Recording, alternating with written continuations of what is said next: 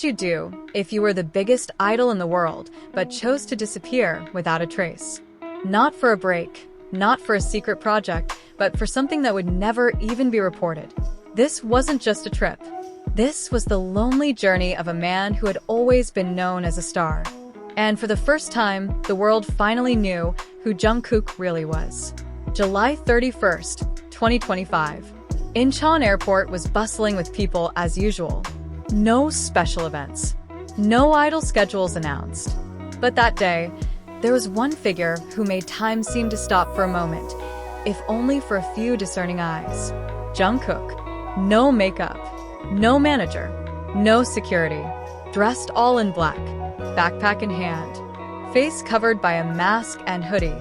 He walked through the departure terminal like an ordinary person. But we all knew he was anything but ordinary. One day after his arrival, a fanbase account from Portugal received a DM from someone claiming to be hotel staff. I'm sure it was Jungkook who checked in. He came with another Korean. There was no guard, no sign of any celebrity, and he asked for the room furthest from the lobby. Fans began to get nervous. Speculation arose, but no one was prepared for what happened next. A local account shared an Instagram story, which was deleted within minutes. It showed a young, unassuming man sitting on the floor with a small child. They were painting the floor together a pastel yellow. The caption simply read, "He doesn't want his name mentioned, but you know who he is. He just came to help." Armies around the world immediately recognized the figure. Jungkook. He was visiting a center for refugee and orphan children internationally. Not for content, not for a symbolic donation, but to stay, to be present, to play, read books, and clean the floor with children who didn't even know who he was. A staff member said, he came like a regular volunteer. He didn't want to sit apart. He didn't want to be favored. He just said, I came because I want to be here. In a 2019 BTS interview, Jungkook once said, if I disappear one day, maybe I'll go to a faraway place. A place where no one knows me, just to feel like a normal person again.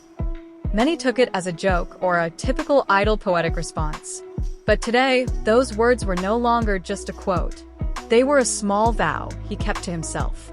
And he kept it quietly. 4 days later, private flight data recorded a departure for Casablanca, Morocco. Again, without announcement. But like a domino effect, his tracks were detected again. Some locals began sharing stories. One came from a female volunteer working in a rarely visited refugee camp. She wrote to an army translator. His name was Amir, a quiet boy of about 10. He always had his head down. But when Jungkook sat next to him and started drawing birds, Amir slowly smiled. Jungkook said, birds fly to places where they are loved. As he left, Amir cried. But they weren't sad tears. They were warm tears. Thank you. While there, Jungkook didn't post anything. No hashtag charity trip, no sponsorships. Just one thing, his presence. He carried bowls of food. He fed children. He drew with them in the dusty ground. And he didn't want anyone to know. Although HYB remained silent, and perhaps even asked not to interfere, Jungkook's name began to resonate again, not because of concerts or music videos, but because of stories from the heart. From Seoul to Sao Paulo, from Paris to Jakarta, fans began sending artwork, writings, poems, and videos.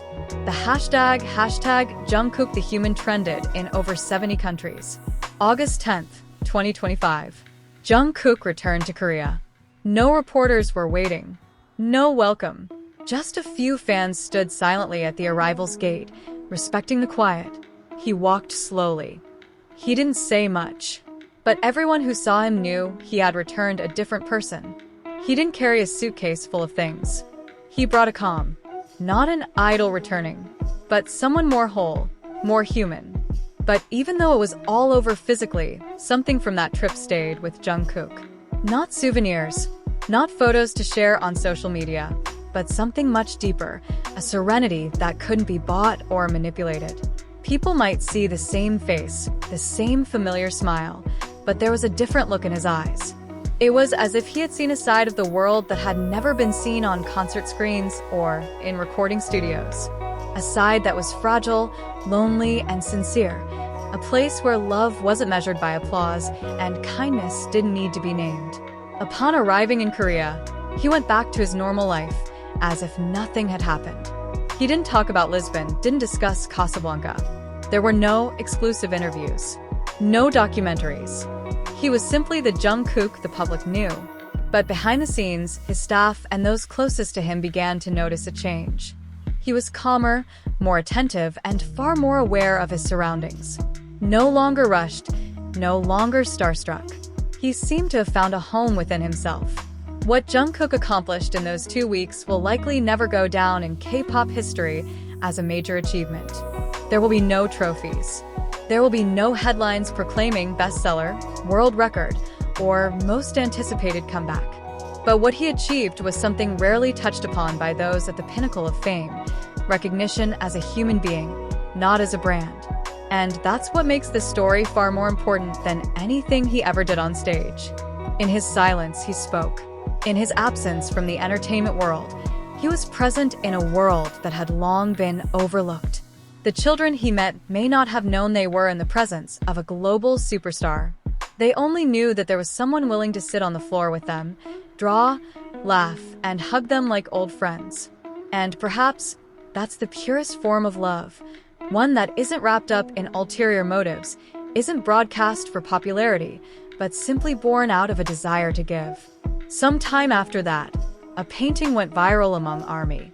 It depicted a man dressed in black sitting in the sand with a small child drawing a bird. There was no clear face, no symbol that identified Jungkook. But those who knew him knew. In the corner of the painting was a simple sentence: "To the place where love is enough." No signature, no logo needed. Just one sentence, but enough to make thousands cry silently behind their phone screens. And the world returned to normal. Concerts took place. New songs were released. New groups debuted. But for those who followed the story, one thing had changed: the way they saw their idol. The way they understood that true fame isn't always about the spotlight. Sometimes, what makes someone memorable isn't how often they appear on screen, but how deeply they touch others' hearts when no cameras are rolling. Jungkook may never repeat such a journey. Or perhaps he will again, unbeknownst to us. But one thing is for sure: this story lives on. Not because he allowed it to be told, but because goodness always finds its way to be seen, even when it tries to hide. And like the birds he and Amir drew in the refugee camp, this story has traveled far, transcending borders, languages, and cultures, carrying the message that in an increasingly harsh and noisy world, there are still people who choose to be present silently, to give selflessly, and to love unconditionally. Because in the end, being human isn't about who's the most famous, the richest, or the brightest.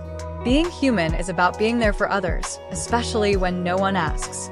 And perhaps that's the biggest stage Jungkook has ever stepped on, one unseen, but the most thrilling. And for all those who have ever felt weary of the world, perhaps this story is a small reminder that even the most shining need a place to be human. And when they choose to give, not for fame, but for their hearts, that's where true glory lies.